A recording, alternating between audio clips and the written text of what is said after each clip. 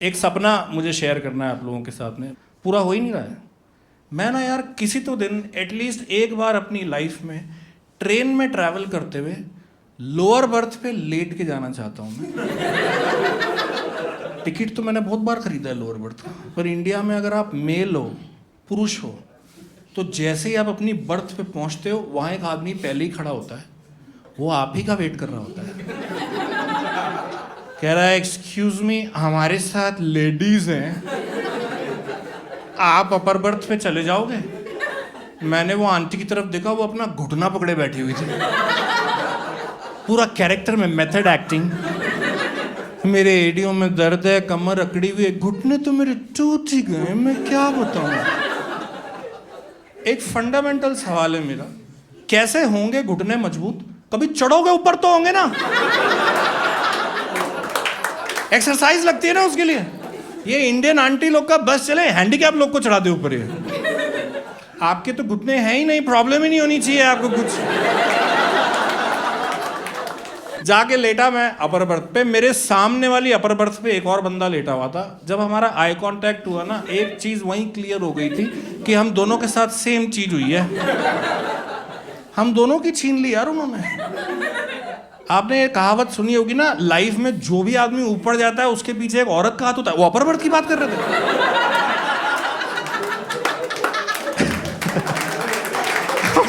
देखो, हम दोनों की छीनी है उन्होंने एक आंटी से। इंडिया में ना लेडी एक होती है, लेकिन उनका जो इम्पैक्ट होता है वो मल्टीपल में होता है। इसीलिए तो एक लेडी को भी लेडीज बोलते। वो प्लूरल कहां से आ रहा है? इधर से आ रहा है। वो आदमी भले सीनियर सिटीजन हो, उसकी कोई पावर नहीं है। एक 30 ईयर ओल्ड लेडी भी काफी है उससे ज्यादा।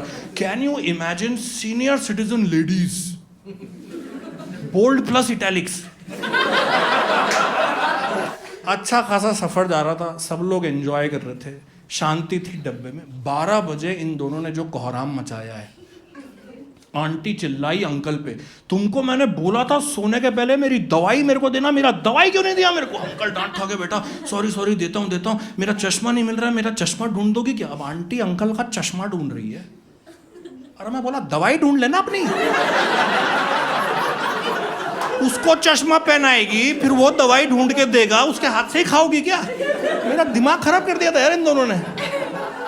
और वो दवाई थी एक छोटे बैग में, वो नीचे नहीं था बैग, 2 अपर बर्थ के बीच में छज्जा होता है ना, बाहर रखा था। उसकी चेन मेरे मुंह पे यहाँ पे। अंकल कहते एक्सक्यूज मी, वो जरा चेन खोल के ब्लू वाली दवाई दे देंगे हमको? मैंने कहा मैं तुम्हारा श्रवण कुमार हूँ क्या बे?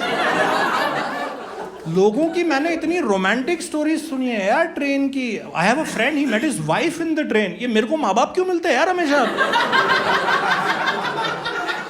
शाहिद कपूर करीना के साथ जब भी मैट हुआ था, मेरे साथ बागबान होता है साला हमेशा। I hate it.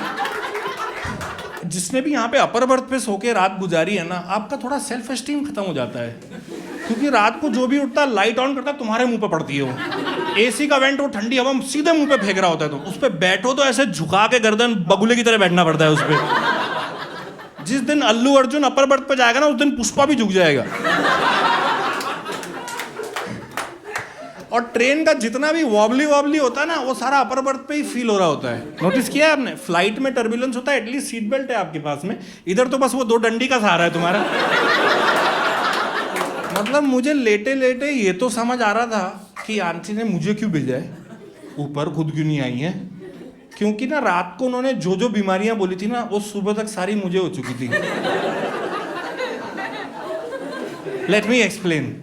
आप जब अपर बर्थ पे लेटते हो ना, आपका ना थोड़ा सा पैर बाहर निकल जाता है उसमें से। डजेंट मैटर कि आपकी हाइट 6 फीट है कि 5-10 है।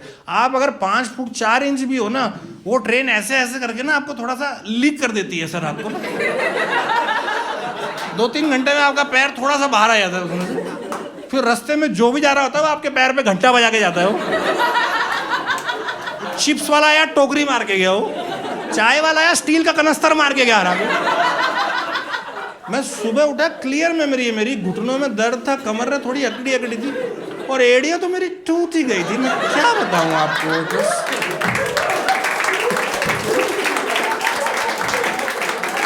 हमारा सुबह जो स्टेशन था सेम ही था। उतरे हम लोग स्टेशन पे, आंटी अंकल भी और मैं भी। आजकल सब स्टेशंस पे वो ऑटोमेटिक वाले एस्केलेटर्स आ गए ना। मैं था एस्केलेटर पे, आंटी को देखा सीढ़ियां चढ़ रही थी भाई वो। मैं कहा तुम्हारी रिकवरी हो गई क्या भाई? रात को फिजियोथेरेपी चल रही है क्या लोअर बर्थ पे? देखने लायक सीन था पता। एक हाथ में वो दवाई वाला छोटा बैग, एक में तो ट्रॉली बैग, साड़ी के नीचे स्पोर्ट शूज, 2-2 सीढ़ी एक साथ। ये मैं ऐसे खड़ा था यार। बर्थ एक्सचेंज का बात हुआ था, बीमारी एक्सचेंज करके चली गई चाची 420 साली। It's not just an Indian thing by the way. मैं एक बार बैंकॉक से ट्रेन लिया था, थाईलैंड में कोई आइलैंड जा रहे थे हम लोग। बहुत एक्साइटेड था मैं उस दिन क्योंकि लोअर बर्थ था। आ गई वहां से एक लेडी, हेलो स्वाति का, खापू का, चाचू सा। मैं कहा जा रहा हूँ अम्मा, जा रहा हूँ, मुझे पता है आपको क्या चाहिए। ट्रेन में भाई ऐसे किस्से होते हैं ट्रेन में। एक बार तो एक ऐसा किस्सा हुआ मेरे साथ, आज तक मैं उसको ये प्रोसेस ही नहीं कर पाया हूँ कि ये मेरे साथ क्या हो गया। एक अंकल मिला मेरे को ट्रेन में, वो मेरे को अपर बर्थ से अपर बर्थ चेंज करवाया यार। मेरे को ये रिक्वेस्ट रजिस्टर करने में ही टाइम लग गया। मैंने कहा क्यों? कह रहा अरे यार बेटे वो ना मैं ऐसे ही करके सो पाता हूँ। भूतनी का ये कौन सी बीमारी है? इसकी बीवी परेशान ही हो जाती होगी, रात को नींद खुलती हुई सीसीटीवी साइड में ऐसे। मैंने कहा अगर आप ऐसे ही सो सकते हो तो ऐसे जाके सो जाना भाई अपनी अपर बर्थ पे। कह रहा नहीं मैं राइट हैंड पे ही सो सकता हूं, मैं लेफ्ट पे नहीं सो सकता। और मेरी बर्थ पे जाके ऐसे सोऊंगा ना तो सामने तो लोहा दिखेगा, लेकिन मुझे तो लोग देखने हैं। मेरे को तो सुला रहा सामने, मेरे को देखेगा क्या?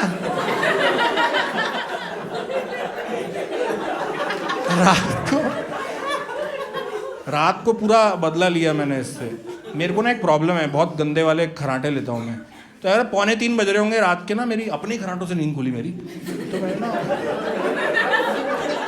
मैंने उसकी तरफ देखा, स्माइल आई मेरे चेहरे पे। जो सीन था ना भाई, लेफ्ट हैंड पे हाथ रख के राइट से कान बंद करके लोहे की तरफ मुंह करके सो रहा था। मजा ही आ गया, कमाल ही हो गया। ट्रेन में वैसे सबसे ज्यादा पता है कौन परेशान करता है? गुज्जू लोग। अगर आपकी ट्रेन सूरत, अहमदाबाद या बड़ौदा किधर भी रुकी है और कोई गुज्जू फैमिली अंदर घुसी है, एक तो इनके न्यूक्लियर है ही नहीं, सबकी जॉइंट फैमिली है। 10 लोगों का झुंड आता है अंदर, 20 खाने के डब्बे लेके। ये लोग पिकनिक बनाने निकलते हैं घर से।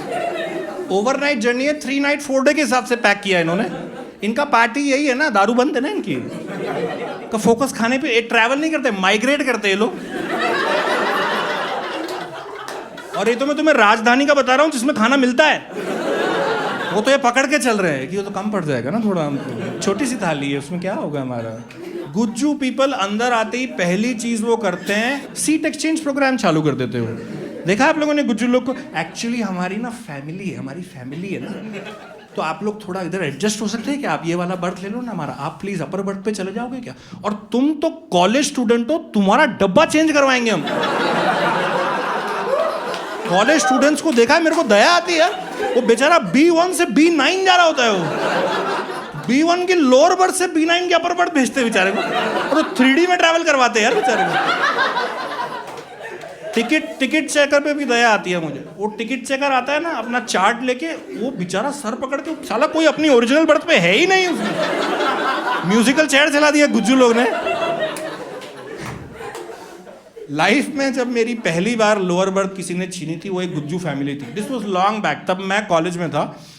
तो उस दिन मेरे पास लोअर बर्थ का टिकट था, तो मैं बहुत एक्साइटेड था, सपना पूरा हो जाएगा। फिर इन सालों ने अपने डब्बे खोलने शुरू किए। पहले मुझे एक थेपला ऑफर किया, उसके बाद ढोकला खिलाया, उसके बाद बोला आप प्लीज ऊपर चले जाएंगे, अभी नमक खाया, आराम तोड़ी हूँ मैं कॉलेज स्टूडेंट गलीबल में चढ़ते हुए जा रहा। मैं कहा फुद्दू ही बना दिया अबे गुज्जू लोग सालों। वो लोग डाउन पेमेंट कर रहे थे यार। तो तुम पे फाफड़े की उल्टी करूंगा रात में सालों। एक बार तो मैंने एक ऐसी अतरंगी गुज्जू फैमिली देखी थी। वो लोग ना ऐसा गोला बना के बैठे थे, भेलपूरी खा रहे थे वो लोग। मैं तो अपर बर्थ से देख रहा था उनको। भेलपूरी खरीदी नहीं उन्होंने, लाए भी नहीं थे, वो बनाई उन्होंने, वहां पे बैठ गए। भेलपूरी का सारा इंडिविजुअल जो सामान है वो एक आंटी अलग अलग छोटे छोटे डब्बों में लेके आई थी। वो इन सबको मिक्स करने के लिए उन्होंने कागज का ऐसा एक कोन बनाया, A3 A4 नहीं A2 A1 साइज का कोई कागज निकाला था उन्होंने, सारा वो सामान इंडिविजुअल उसके अंदर डाला और शुर मेरे मुंह के सामने यू टर्न लेके गया था भाई। पर चल क्या रहा है ये, प्याज टमाटर तो चाकू से चलती हिलती डुलती ट्रेन में हाथ पे काटते उन्होंने। मास्टर शेफ थी भाई वो। पूरा मिक्स किया, उसके बाद मैंने देखा बैग की एक चेन खोली, एक नींबू निकाल के निचोड़ दिया उसके ऊपर, कटा हुआ धनिया एक अलग पैकेट में लेके आई थी वो। आप देख रहे हो रेसिपी में कोई कॉम्प्रोमाइज नहीं है। मतलब जो भेलपुरी होनी चाहिए वही चाहिए ट्रेन में भी। एक गुज्जू लोग खाना खाने के लिए घर से बाहर निकलते हैं, पता है? वो तो क्या है, दूसरे शहर जाते हैं तो ये ट्रेन बीच में आ जाती है ना, इन बेचारों को प्लान वैन करना पड़ जाता है, थोड़ा इंतजाम करने पड़ जाते हैं। मैं आप लोग को लिख के दे रहा हूं, जिस दिन IRCTC ने सिलेंडर अलाउ कर दिया ना, एक कढ़ाई लगा के तलेंगे अपने फाफड़े, तड़का मारेंगे तुम्हारे मुंह पे। चाट मसाला वो जो भेलपुरी का था वो AC के वेंट में घुस चुका था, पता है? मेरे फेफड़ों में जमा है आज भी, खांसता हूं ना स्वाद आता है आज भी। उधर से पैंट्री वाला आया, कह रहा खाना खाना। मैं कहा देख तो ले किससे पूछ रहा है तू, तेरा कम पड़ जाए तेरे को दे देंगे साले। एक भेलपुरी